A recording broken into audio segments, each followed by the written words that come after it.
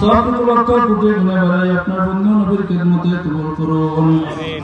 ইয়া আল্লাহ রাব্বুল আলামিন, খাসতান তোমার যে বান্দাকে উদ্দেশ্য করে আজকের আয়োজন, ইয়া আল্লাহ সবে তিনবারের প্রধানমন্ত্রী বেগম খালেদা জিয়া উনার রোহের মধ্যে আজকের হাদিয়া পৌঁছে দেন। ইয়া আল্লাহ রাব্বুল আলামিন, ইয়া আল্লাহ শহীদ জিয়া রহমান সাহেবের রোহের মধ্যে হাদিয়া পৌঁছে দেন। ইয়া আল্লাহ রাব্বুল আলামিন, আমাদের বংশের সমস্ত মুর্দাদের রোহের মধ্যে হাদিয়া পৌঁছে দেন। রব্বুল আলামিন, খাসতান তোমার যে বান্দাকে উদ্দেশ্য করে আজকে দোয়ার আয়োজন, তোমার বান্দার কবরের মধ্যে আজকে হাদিয়া পৌঁছে দেন। ইয়া আল্লাহ রাব্বুল আলামিন, মানুষ মাত্রই তো ভুল।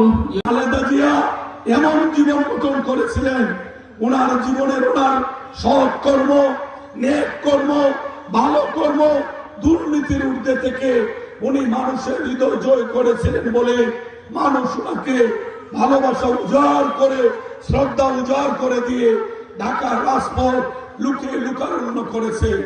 গত পরশুদিন একটি আন্তর্জাতিক সংস্থা আগামী ত্রয়োদশ যে ফেব্রুয়ারি মাসের 12 তারিখ বৃহস্পতিবার যে নির্বাচন হবে, সেই নির্বাচনকে সামনে রেখে একটি জরিপ করেছে। বিশ্বের দামি দামি পত্রিকা, বাংলাদেশের সবকটি নেতৃস্থানীয় পত্রিকা, ইলেকট্রনিক প্রিন্ট মিডিয়ায় সেই জরিপটি ফলাও করে তারা প্রচার করেছে। সেখানে তারা জরিপ করে জনগণের মতামত তুলে ধরেছেন। আগামী ফেব্রুয়ারি মাসে 12 তারিখে যে ভোট হবে, শুধু খালেদা জিয়ার জনপ্রিয়তায়, খালেদা জিয়ার প্রতি শ্রদ্ধা, ভালোবাসা এবং বিএনপি বাংলাদেশের স্বাধীনতা সার্বভৌমত্বের জন্য বিএনপির যে আন্তরিকতা, তার জন্য বাংলাদেশের 70% মানুষ আগামী নির্বাচনে ধানের শীষে ভোট দিয়ে বিএনপিকে নির্বাচিত করবেন। আলহামদুলিল্লাহ। খালেদা জিয়া জীবিত থাকা অবস্থায়ও দেশের মানুষকে দিয়েছেন, বিএনপিকে দিয়েছেন।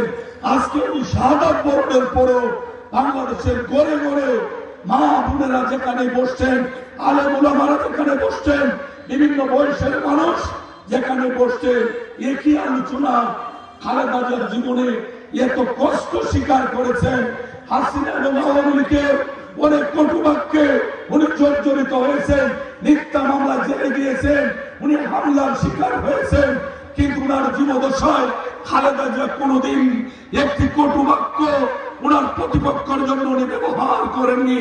উনি কারো বিরুদ্ধে একটি সত্য পদক্ষেপ নেননি। উনি বরাবরই নীরবে নিবৃত্তে উনার কষ্ট সহ্য করেছেন। অন্য কেউ কষ্ট পাক, খালেদা জিয়া সেই কাজটি করেননি। খালেদা জিয়ার চরিত্রে এই গুণ আল্লাহ রাব্বুল আলামিন দিয়েছিলেন। খালেদা জিয়াকে কোনো দুর্নীতি স্পর্শ করতে পারেনি, কোন স্বজনপ্রীতি খালেদা জিয়াকে স্পর্শ করতে পারেনি।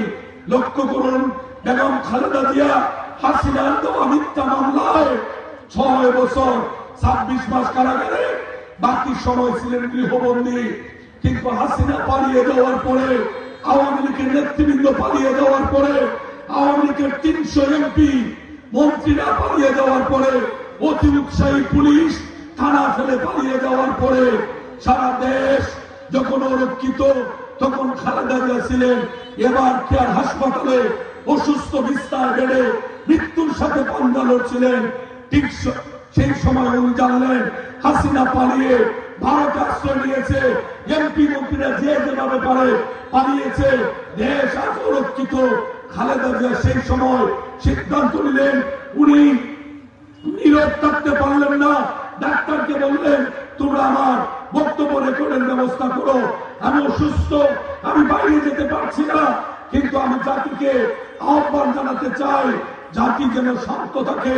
খালেদা জিয়ার 3 মিনিট একটি অডিও ভিডিও বার্তা হলো, সেইখানে খালেদা জিয়া বললেন, আমরা যেন কেউ প্রতিহিংসা পরায়ণ না হই, আমরা যেন ভিন্ন মত, ভিন্ন পথ, ভিন্ন ধর্মের মানুষের সাথে অসমান আচরণ না করি। আমরা যারা মাসের পর মাস, বছরের পর বছর কারাগারে ছিলাম, মানবেতর জীবনযাপন করেছি, ব্যবসা বাণিজ্য হারিয়েছি, চাকরি বাকরি হারিয়েছি, পরিবার পরিজনের সদস্যকে হারিয়েছি, আমরা যেন সব ভুলে গিয়ে দেশের মানুষের পাশে দাঁড়াই। আমরা যেন ভালোবাসা দিয়ে মানুষের হৃদয় জয় করি। খালেদা জিয়ার 3 মিনিটের সেই অডিও বার্তা সারা জাতি শান্ত হয়ে গেল।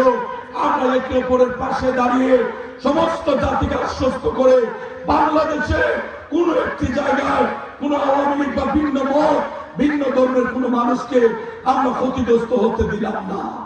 এটাই হচ্ছে খালেদা জিয়া, এটাই হচ্ছে বিএনপি। তাই আর কথা না বাড়িয়ে অনুরোধ করব, খালেদা জিয়া আমাদের জন্য যা করে গেলেন, আগামী সংসদ নির্বাচনে যে ভোটের অধিকার সৃষ্টি হয়েছে তার মূল কৃতিত্বের দাবিদার ছিলেন দেশনেত্রী বেগম খালেদা জিয়া। আজকে খালেদা জিয়া নেই, আসুন আমরা খালেদা জিয়ার প্রতি ঋণ শোধ করি। আগামী সংসদ নির্বাচনে খালেদা জিয়ার প্রতি, জিয়াউর রহমান সাহেবের প্রতি, তারেক রহমান সাহেবের প্রতি ধানের শীষে ভোট দিয়ে আমরা বাংলাদেশের স্বাধীনতার সার্বভৌমত্বের মেইন যারা দায়িত্ব পালন করে বিএনপিকে আমরা সেই সুযোগ সৃষ্টি করে দেই। আমি বিএনপির প্রার্থী হিসাবে 3 বার হবিগঞ্জের মেয়রের দায়িত্ব পালন করেছি। কোন দুর্নীতি আমাকে স্পর্শ করতে পারেনি।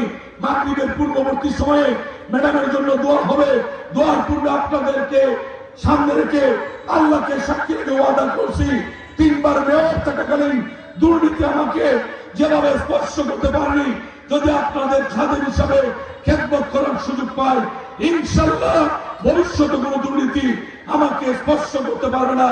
সেই অঙ্গীকার করে সকলের কাছে দেশনেত্রীর জন্য দোয়া আছে। আল্লাহ যেন নেত্রীর যে কোনো একটি ভালো কর্মের উসিলায় আল্লাহ দেশনেত্রী বেগম খালেদা জিয়াকে জান্নাতুল ফেরদৌসের মেহমান হিসাবে কবুল করেন, সেই দোয়া আছে। প্রিয় নেতা তারেক রহমান সাহেব চলতি মাসের 22 তারিখ হবিগঞ্জে ধানের শীষের পক্ষে ভোট চাওয়ার জন্য আপনাদের সামনে আসবেন। আপনাদেরকে অগ্রিম দাওয়াত দিয়ে সকলের সর্বাঙ্গীন সাফল্য কামনা করে আমি আমার বক্তব্য শেষ করছি।